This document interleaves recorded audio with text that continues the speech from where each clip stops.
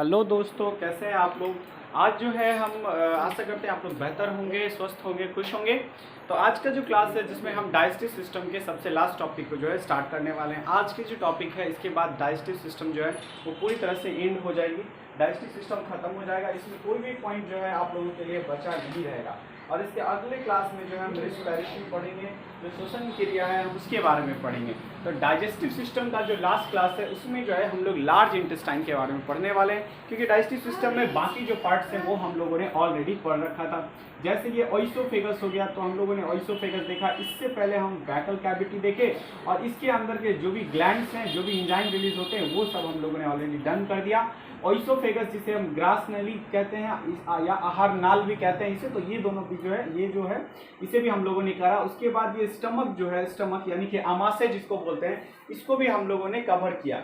इसके बाद जो स्मॉल इंटेस्टाइन है, स्मॉल इंटेस्टाइन भी जो है ये हम लोग कर चुके हैं। तो आज जो बारी है वो लार्ज इंटेस्टाइन यानी कि बड़ी आंत की बारी है। तो आज की क्लास में जो है हम बड़ी आंत को फटाफट कवर कर लेते हैं। तो बड़ी आंत जो होती है वो एक्चुअली कुछ इस तरह के शेप की होती है। तो इसमें जो सबसे नीचे वाला भाग होता है, ये देखिए, पहले यहाँ जो है छोटी आंत आकर बड़ी आंत से जुड़ी होती है। कहाँ पे? सिक्कम के पास आके जुड़ी होती है, उसे क्या कहते हैं? सिक्कम कहते हैं। और सिक्कम के नीचे सबसे आखिरी भाग में क्या होता है? अपेंडिक्स होता है। अपेंडिक्स का नाम आप लोग भली बात ही सुनेंगे।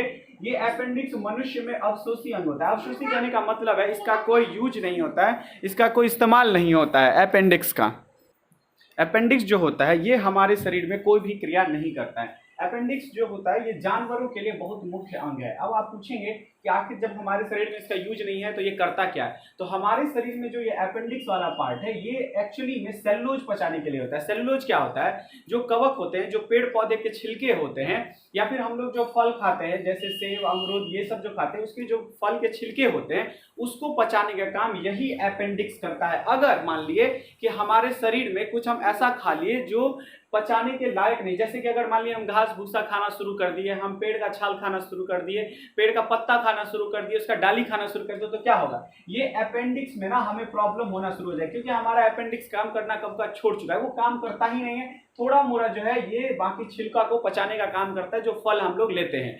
तो ये जो है ना, ये एक्चुअली सबसे ज्यादा एक्टिव कहाँ होता है? जानवरों में अपेंडिक्स सबसे ज्यादा एक्टिव होता है। और ये किसको पचाने का काम आता है? तो सेलुलोज, कवक को जो है, छिलके जो होते हैं उसको पचाने में सबसे ज्यादा ये काम आता है। तो होप आप इसको समझोगे। सम टाइम क्या होता है, ये जो है जैसे कि हम कुछ चीज खा रहे हैं और वो डाइजेस्ट नहीं हो रहा है, तो वो कहाँ आकर जमा हो जाता है? यहीं आकर जमा हो जाता है, और डॉक्टर जो है अपेंडिक्स को काट कर ही हमारे बॉडी से अलग कर देता है। तो होप आप इस बात को समझे होंगे। और अपेंडिक्स के ऊपर सिक्कम होता है। सिक्कम में ही जो है अब हमारा जो वेस्ट खाना बचा हुआ है वो आकर कहाँ? सिक्कम में बच जाता है। लास्ट क्लास में आप याद करेंगे, स्मॉल इंटेस्टाइन में मैंने यहाँ बताया कि विलाई नाम का जो है उंगली लाइक स्ट्रक्चर निकला होता है, और उसका काम होता है हमारे बॉडी के अंदर जो हम लोगों ने खाना खाया उसमें जो भी मतलब मिनरल्स वगैरह प्रेजेंट है उस सारे को एब्जॉर्ब करने का काम जो है यहाँ पे हो जाता है।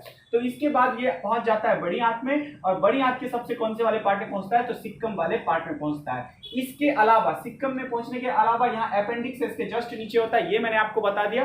इसके बाद बड़ी आंत जो होती है, इस यहाँ से लेकर यहाँ तक को हम कोलोन कहते हैं। क्या कहते हैं? कोलोन कहते हैं। अब इसी कोलोन को यहाँ पे असेंडिंग कोलोन, यहाँ ट्रांसवर्स कोलोन, और यहाँ डिसेंडिंग कोलोन बोलिए या सिग्मोइड बोल दीजिए। तो इस तरह से जो है ना ये यहाँ पे है। और ये कोलोन में होता क्या है एक्चुअली में? कोलोन में कोई भी पाचन क्रिया नहीं होती, क्योंकि ऑलरेडी पाचन हो चुका है, एब्जॉर्प्शन भी हो गया, मिनरल्स निकाल लिए। अब यहाँ होगा क्या?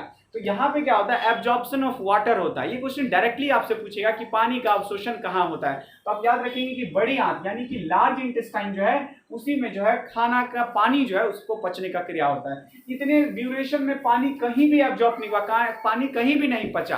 पानी पचने का काम कहाँ पे हुआ? तो पानी पचने का काम बड़ी आंत में हुआ। दैट मीन्स यहाँ पर आकर हुआ बड़ी आंत का। ठीक है, यहाँ पे क्या हुआ? पानी का एब्जॉर्प्शन हुआ। यहाँ पानी जो है हमारा शरीर एब्जॉर्ब किया। हम जितना भी पानी पीते हैं उसका एब्जॉर्प्शन कहाँ पे होता है? तो बड़ी आंत में होता है। ये आप याद रखेंगे। डायरेक्ट क्वेश्चन पूछा जाता है कि पानी का एब्जॉर्प्शन कहाँ होता है, तो बड़ी आंत में पाचन की कोई क्रिया नहीं होती है।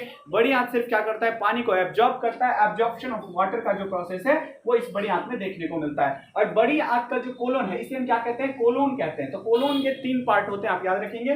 इसको असेंडिंग कोलोन बोलते हैं, असेंडिंग मतलब बढ़ते क्रम हो गया, उसके बाद ये ट्रांसवर्स कोलोन हो गया, और ये डिसेंडिंग यानी कि घटते क्रम में हो गया। तो ये 3 चीज बहुत ही कॉमन है, और उसके साथ कोलोन लगा देंगे, असेंडिंग कोलोन, ट्रांसवर्स कोलोन और डिसेंडिंग कोलोन। और कोलोन को कहीं कहीं पे सिग्मोइड भी लिखा रहता है। इतनी बात जो है आपको क्लियर हो गई होगी।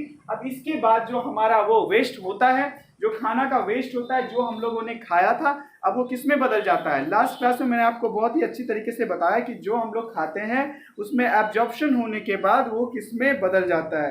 अगर आपको याद है तो आप फटाफट कमेंट बॉक्स में बताएं कि जो लास्ट टाइम जो मैं आपको क्या बताया था।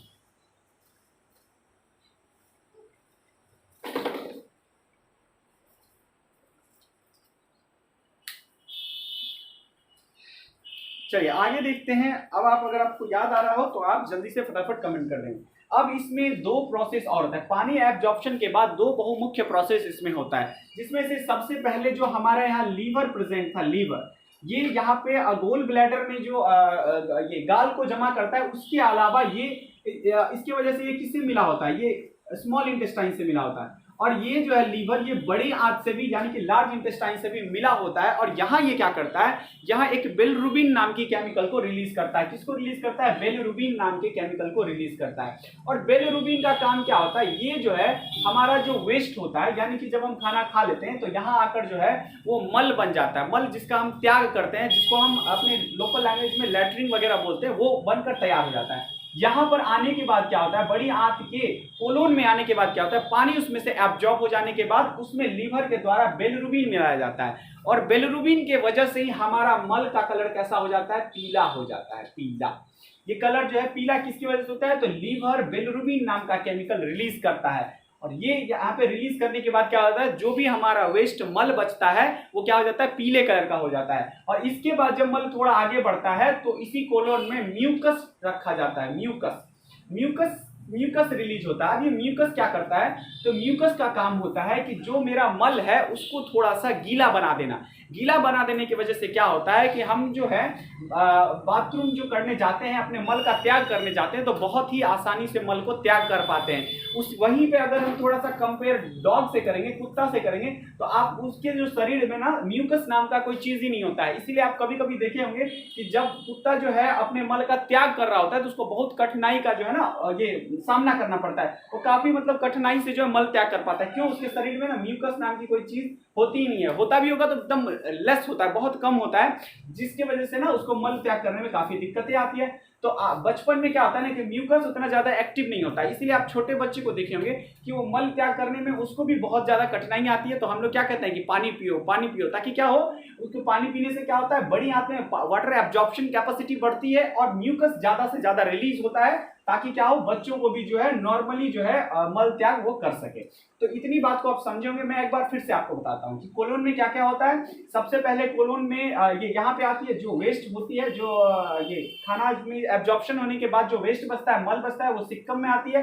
सिक्कम के बाद ये असेंडिंग वाले में आती है। असेंडिंग में ही आते क्या होने लगता है, वाटर एब्जॉर्प्शन शुरू हो जाता है। पानी का जो जल का जो एब्जॉर्प्शन है, अवशोषण है, वो प्रारंभ हो जाता है। अवशोषण के बाद क्या होता है, अगला प्रोसेस होता है कि लीवर के द्वारा क्या रिलीज किया जाता है, बिलिरुबिन रिलीज किया जाता है, बिलिरुबिन। और बिलिरुबिन क्या करता है, हमारे मल को रंग प्रदान करता है। कैसा रंग, तो पीला रंग प्रदान करता है। इसके बाद ट्रांसवर्स होते हुए जब ये आगे बढ़ती है तो यहाँ पे इसमें क्या मिल जाता है, म्यूकस मिल जाता है, जो क्या करता है, मल त्याग करने में जो है हमें सहूलियत करता है। इसके बाद जो है ये कहाँ चली जाती है, अब आगे कोलोन सिग्मोइड, जहाँ पे मतलब हम ये डिसेंडिंग कोलोन कहेंगे, वहां से बढ़ते हुए कहां पहुंच जाती है, रेक्टम, यानी कि मल त्याग में जो है ये पहुंच जाती है। रेक्टम में पहुंचने के बाद क्या होता है, ये भी हम आपको बताएंगे। रेक्टम में कोई प्रोसीजर नहीं होता है, ठीक है, रेक्टम में जो है कोई प्रोसीजर नहीं होता है।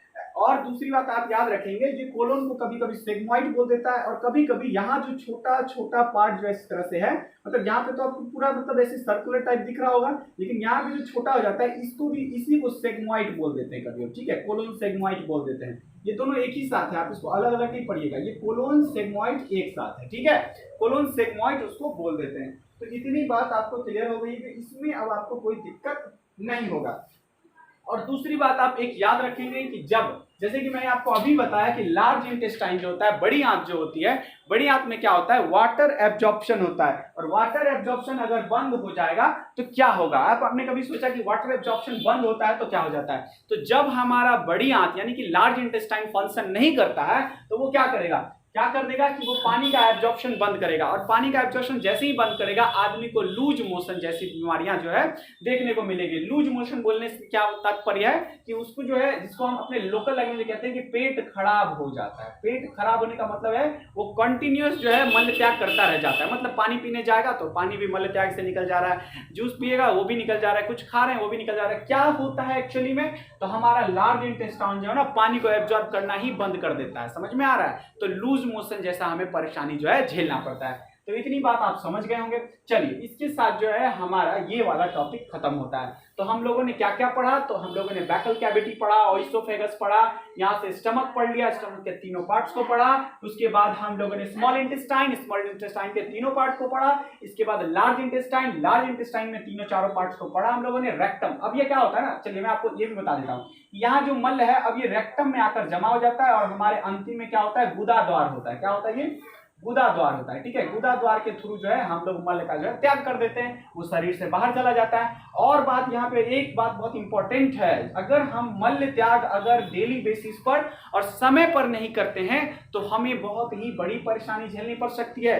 क्यों? क्योंकि मल त्याग करने वक्त जो हमारा मल बचता है वो ना बहुत तेजी से सड़ने लगता है, बहुत तेजी से सड़ता है। तो अगर हम मल त्याग, जैसे कि अगर आपको मल अभी त्याग करने का इंफॉर्मेशन आपके दिमाग में आया कि चलो भाई हमको थोड़ा सा गड़बड़ लग रहा है, मल त्याग करना है, और आप सोचते हैं कि नहीं हम सुबह में चले जाएंगे, कल चले जाएंगे, that's not good for your health. क्या होगा यहाँ पे, जैसे आपका मल यहाँ पर अगर ज्यादा समय तक, यानी कि ये वाला जो हमारा रेक्टम वाला पार्ट है, इसमें ज्यादा समय तक अगर आपका मल रह जाता है तो ये यहीं पे सड़ना शुरू कर देता है। इसको सड़ने से बचाने के लिए हमारे शरीर में बिलिरुबिन मिलाया जाता है। ये पीला रंग प्रदान करने के साथ क्या करता है, उसको सड़ने से बचाता है कुछ समय तक, लेकिन वो कुछ ही समय तक बचा पाता है। अगर ये यहाँ पे सड़ना शुरू कर देगा तो क्या होगा, हमारे रेक्टम में छोटा छोटा घाव होना शुरू हो जाता है। और घाव होने के बाद जो एक बीमारी जन्म लेती है जिसे हम बवासीर कहते हैं लोकल लैंग्वेजों में।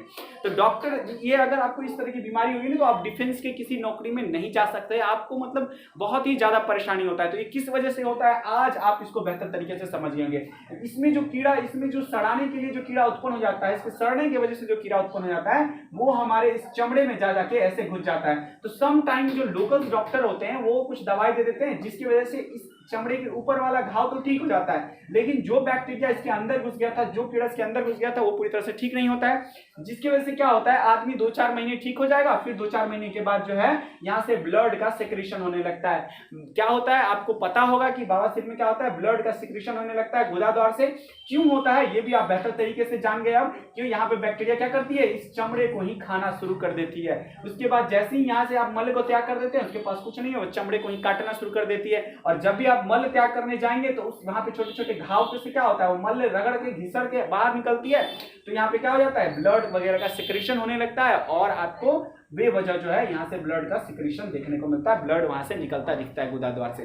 तो ये बीमारी जो होती है जिसे हम क्या कहते हैं, बवासीर कहते हैं। आप सब इसके बारे में तो जरूर सुने ही होंगे। चलिए, क्यों होता है ये लॉजिकली आज आप जानते होंगे अपने बेसिक नॉलेज में। तो इसके साथ जो है हम पूरी तरह से अगर इसको देखें तो हम लोगों ने पूरी तरह से पाचन क्रिया को पढ़ लिया कि किस तरह से डाइजेस्टिव सिस्टम हमारा वर्क करता है, किस तरह से बैकल कैविटी से ही पाचन शुरू हो जाती है, सारे एंजाइम्स मिल जाते हैं हमारे मुंह में। उसके बाद ये ओइसोफेगस क्रमानुकुचन जो है खाना को पुश करते हुए कहां पहुंचा देता है, स्टमक में। स्टमक में HCl किस तरह से खाना को एसिडिक बना देता है। HCl के बाद हम लोगों ने देखा कि दूसरा में किस तरह से रूजी खाना को 4 घंटे तक पकड़ के रखता है। उसके बाद थर्ड स्टेप में जब हम लोग पहुंचे तो वहां गैस्ट्रिक ग्लैंड यानी कि जठर ग्रंथि नाम की जो रस या ग्रंथि जो है जठर ग्रंथि नाम की, वो 2-3 तरह की रस जो है रिलीज करती है, जिसकी वजह से खाना यहाँ पे से आगे बढ़ जाता है। रेनिन और पेप्सिन, जिससे हम लोग आपको बताया था मैंने कि रेनिन और पेप्सिन रिलीज करती है दूध को पचाने के लिए और प्रोटीन को पचाने के लिए। लास्ट क्लास में मैंने आपसे पूछा भी था कि कौन सी, पेप्सिन होती है रेनिन के अलावा। ठीक है, उसके बाद ये कहां पहुंच जाती है, स्मॉल इंटेस्टाइन में पहुंच जाती है। इसमें भी मैंने आपको तीनों पार्ट के बारे में बताया, ड्यूडेनम, इलियम और ये जेजुनम और इलियम, ये तीनों पार्ट के बारे में बताया। यहाँ पे मुख्य जो है पाचन की क्रिया होती है, ये भी मैंने आपको बताया। इसके बाद अभी जस्ट मैंने आपको बताया कि जो हमारी बड़ी इंटेस्टाइन है, जो लार्ज इंटेस्टाइन है, उसमें किस तरह से खाना का प्रोसीजर होता है और यहाँ के बाद वो किस तरह से मल में कन्वर्ट हो जाता है। इसके साथ जो है हमारा डाइजेस्टिव सिस्टम जो है पूर्ण रूपेण खत्म हो गया। लेकिन यहाँ पे एक टॉपिक रह गया है जो आपको समझना जरूरी है कि पाचन की क्रिया को किस कौन कौन से मतलब इसको मतलब इसे समझने की ये टर्म है, ये आपसे टर्म पूछा जाएगा एग्जाम में, तो ये टर्म को भी हम क्यों ना समझ ले जब हमें पूरी प्रोसीजर पता है। तो टर्म को हम लोग देखते हैं, तो इंजेक्शन बोला जाता है, पहला टर्म है यहाँ इंजेक्शन। इंजेक्शन का हिंदी मतलब होता है अंतःग्रहण। अंतःग्रहण का क्या मतलब है? भोजन को निगलने की क्रिया। जब हम भोजन को मुंह में निगलते हैं तो उसे इंजेक्शन कहा जाता है। क्या कहा जाता है? इंजेक्शन। इंजेक्शन का हिंदी नाम क्या है? तो अंत ग्रहण है। उसके बाद आता है डाइजेशन। डाइजेशन मतलब तो आप सब समझ गए, डाइजेस्टिव मतलब से ही, डाइजेस्टिव वर्ड से ही क्या रिलेटेड है? डाइजेशन। डाइजेशन क्या करता है? इसे हिंदी में पाचन कहते हैं और इसका काम क्या है? भोजन मतलब भोज्य पदार्थ छोटे छोटे सरल पदार्थ में टूटना। मतलब जो भोज्य पदार्थ हम लोग लेते हैं तो वो डायरेक्ट नहीं हमारे यहाँ चला जाता है, हम क्या करते हैं? दांतों से उसका छोटा छोटा टुकड़ा जो है पार्ट्स में उसे तोड़ देते हैं ताकि क्या हो? डाइजेशन बहुत ही आसानी से हो सके, तो उस क्रिया को डाइजेशन कहते हैं। और इसके बाद जो नेक्स्ट क्रिया है जिसे हम एसिमिलेशन कहते हैं। क्या कहते हैं? एसिमिलेशन। हिंदी में अगर हम बात करें तो स्वांगीकरण कहते हैं, इसे हिंदी में स्वांगीकरण कहते हैं। और एसिमिलेशन का काम क्या होता है? ये पचे भोज्य पदार्थ को ऊर्जा प्राप्त करना। मतलब जो हमारा पचा हुआ भोज्य पदार्थ है, जो हम लोगों ने खाया और उसके पचने के बाद जो वहां से हमें मिनरल्स एनर्जी मिली, उसको जो है प्राप्त करने का काम ही एसिमिलेशन करता है। और अगर मैं आपसे पूछ दूं कि एसिमिलेशन कहां होता है, तो आपका सटीक जवाब क्या होना चाहिए? कि सर स्मॉल इंटेस्टाइन में होता है। और यहाँ विलाई नाम की जो छोटी छोटी उंगली लाइक स्ट्रक्चर निकली होती है, इसी का काम है एसिमिलेशन करना। इसके बाद आता है एब्जॉर्प्शन। कहता है ये कि पचे भोजन को कोशिका जब सोख लेता है। दूसरा काम क्या होता है? एब्जॉर्प्शन। एब्जॉर्प्शन का भी वही काम है, सोखने का काम। तो ये कोशिका जो होती है, यहाँ विलाई जो होती है, ये क्या करता है? एब्जॉर्प्शन करता है, ये ऊर्जा प्राप्त करता है, ये इससे एक प्रोसेस आगे का काम करता है। ठीक है, ये एब्जॉर्प्शन। यहाँ पे क्या होता है? ऊर्जा प्राप्त करना। जैसे कि हम एब्जॉर्ब किए तो डायरेक्ट ऊर्जा में नहीं कन्वर्ट हो जाता है। मैं आपको आगे बताऊंगा कि जो हम एब्जॉर्ब करते हैं वो ऊर्जा में किस तरह से कन्वर्ट होता है, ग्लूकोज कैसे बनते हैं, एनर्जी का फॉर्मेशन कैसे होता है, ये मैं आपको आगे बताऊंगा। ये एब्जॉर्प्शन का काम होता है स्मॉल इंटेस्टाइन में। ठीक है, चलिए अभी आगे कहता है डिफेक्शन। डिफेक्शन मतलब मल्ल त्याग कहते हैं इसे हिंदी में। डिफेक्शन मतलब मल्ल त्याग। पाचन के बाद अवशिष्ट पदार्थों को बाहर निकालने की क्रिया। तो अभी मैंने आपको बताया कि बाहर निकालने से पहले बिलिरुबिन मिलाएंगे उसमें, और क्या मिलाएंगे? म्यूकस वगैरह मिला के जो है रेक्टम से बाहर उसे निकाल देंगे। तो इतनी बात आपको समझ में आई। ये सारे टॉपिक हम लोगों ने कवर कर लिए। डाइजेस्टिव सिस्टम में अब कोई भी पॉइंट नहीं बचा। डाइजेस्टिव सिस्टम में इससे ज्यादा आपके किसी एग्जाम में नहीं पूछेगा। इनफैक्ट एसएससी सीजीएल की बात करें, सीपीओ एमटीएस की बात करें, जो अपकमिंग एग्जाम रह गया एसएससी जीडी में, इस लेवल का क्वेश्चन पूछेगा भी नहीं आपसे। इनफैक्ट ये बहुत ही बेसिक हो गया, मतलब बहुत ही डीप से लेकर हम बहुत ही ऊपर तक जो है सारी चीजों को डाइजेस्टिव सिस्टम में पढ़ लिया है। तो अब जो हमारा नेक्स्ट क्लास होने वाला है, अगले क्लास में जो मैं आपको पढ़ाने वाला हूं, वो जो है हमारा रेस्पिरेटरी सिस्टम है। यानी कि जो पाचन की क्रिया होती है, हम उसके बारे जो श्वसन की क्रिया होती है, जो हमें सांस लेने में, ब्रीथिंग में जो मदद करता है, उसके बारे में जो है हम लोग नेक्स्ट क्लास में जो है पढ़ेंगे। ठीक है, चलिए आज के लिए बस इतना ही दोस्तों। अगर आपको सब कुछ पसंद आ रहा है, मेरा पढ़ाने का तरीका, मेरा टॉपिक, अगर मेरा पढ़ाया हुआ चीज आपके क्वेश्चन में रिलेट कर रहा है, अगर आप जैसे कि सेट वगैरह बना रहे हो, उसमें क्वेश्चन आपका टकरा रहा होगा अगर मेरे पढ़ाया हुआ, तो आपसे रिक्वेस्ट है कि आप सपोर्ट करें हमें, लाइक सब्सक्राइब करें हमारे चैनल को, बने रहे हमारे साथ। अब जो है हम ज्योग्राफी की क्लास में एटलस का क्लास ला रहे हैं, जिसमें आपको पूरी तरह से जो है हम हर चीज मैप के बारे में, इंडियन मैप, और कोशिश करूंगा कि वर्ल्ड मैप के बारे में आपको बताऊं। आज के लिए बस इतना ही। Thank you so much.